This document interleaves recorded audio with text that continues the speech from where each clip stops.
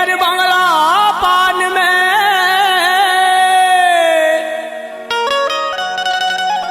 सतगुरु ने बता भेजा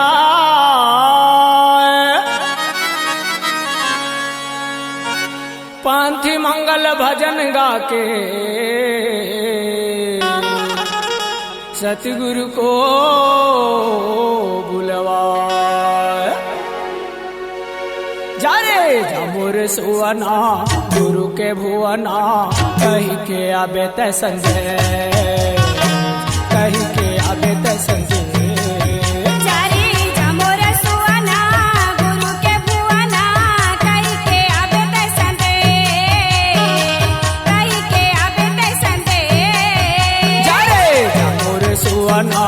गुरु के भुवना कही के आबे ते संजय कही के आबे ते संजय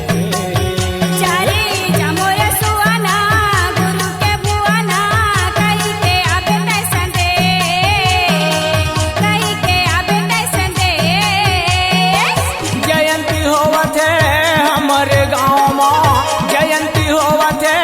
हमारे गाँव में उड़ जा गुरु जी के दे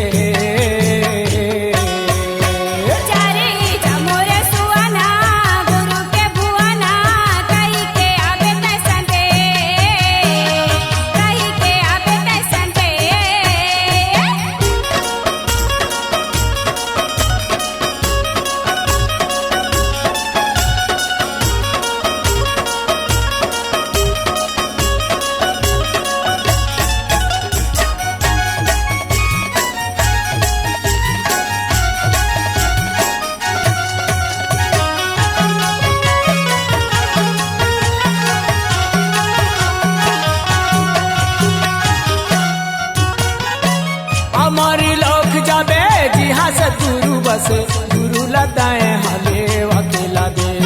जय हो गुरु जय हो गुरु जय हो गुरु जी सत्य नाम जी गिरौदपुरी माँ गुरु घासीदास बस वो लदाए हले अकेला दे जय हो गुरु जय हो गुरु जय हो गुरु जी सत्य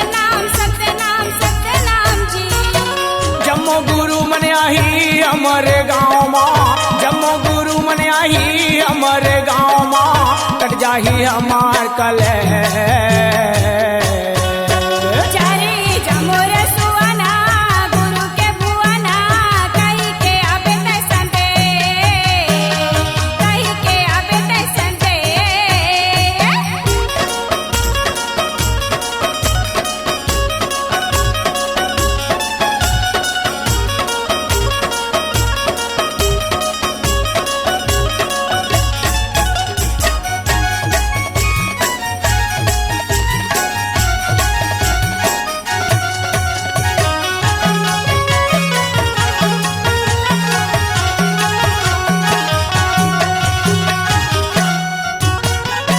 चटवा तेलासी वाले गुरु अमरदास ला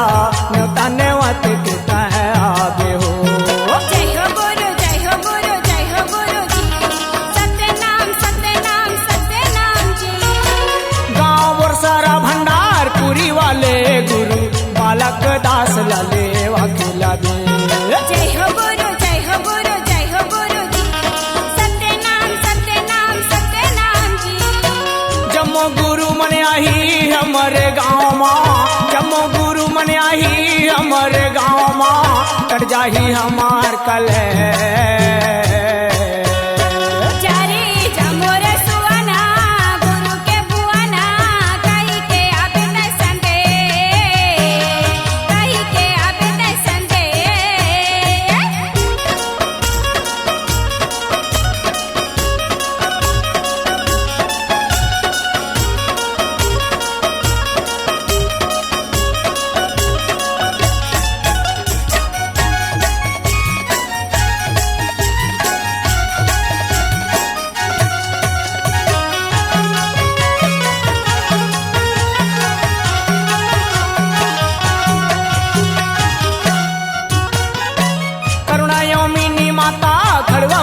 माँ बस वो लताए हाले अकेला दे।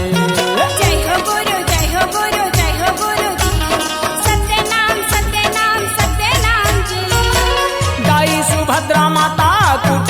पूरी बसे बहुला ताए हाले वतुला बे जय हो गुरु जय हो गुरु जय हो गुरु जी सत्य नाम जी जम्मो गुरु मन आही हमारे गाँव माँ जम्मो गुरु मन आही हमारे गाँव माँ